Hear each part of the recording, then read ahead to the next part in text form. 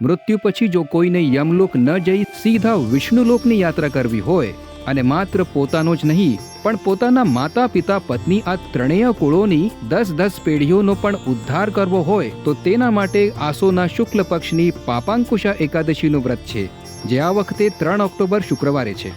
અત્યંત પુણ્યદાયિની, સમસ્ત પાપોનો નાશ કરનારી, સ્વર્ગ તેમજ મોક્ષ પ્રદાન કરનારી અને શરીરને નિરોગી બનાવનારી આ એકાદશી છે. જો કોઈ વ્યક્તિ માત્ર સંજોગવશાત અન્ય કોઈ કાર્યને લીધે પણ આ એકાદશીનું વ્રત કરી લે તો તેને ક્યારેય યમલોકની યાતનાઓ ભોગવવી પડતી નથી. એટલું જ નહીં, જો કોઈ આ દિવસે શ્રદ્ધાથી સોનું, તલ, ભૂમિ, ગાય, અન્ન, પાણી, છત્રી અને ચપ્પલ વગેરેનું દાન કરે છે તો તે યમરાજના દર્શનથી પણ સદા માટે મુક્ત થઈ જાય છે. એટલું જ નહીં, આ વ્રત કરનારને સુંદર સ્ત્રી, ધન સંપત્તિ, સારા મિત્રો અને લાંબી આયુ જેવા અનેક સાંસારિક સુખો સહેલાઈથી પ્રાપ્ત થઈ જાય છે. અને ઉપવાસની સાથે જો કોઈ રાત્રે જાગરણ કરે છે તો મૃત્યુ પછી દિવ્ય સ્વરૂપ ધારણ કરીને ચતુર્ભુજ, ગરુડ ધ્વજથી યુક્ત, ફૂલહારથી શોભિત, પીતાંબરધારી બનીને તે વૈકુંઠ ધામની પ્રાપ્તિ કરી લે છે.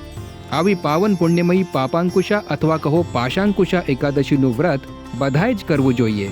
આ એકાદશી તિથિ 2 ઓક્ટોબર સાંજે 7:10 થી 3 ઓક્ટોબર સાંજે 6:32 સુધી રહેશે અને ઉપવાસ આપણે 3 ઓક્ટોબરે કરવાનો છે. એકાદશીના દિવસે અને તેની અવધિ દરમિયાન ચોખા અને ચોખામાંથી બનેલા પદાર્થોનું સેવન વર્જિત છે.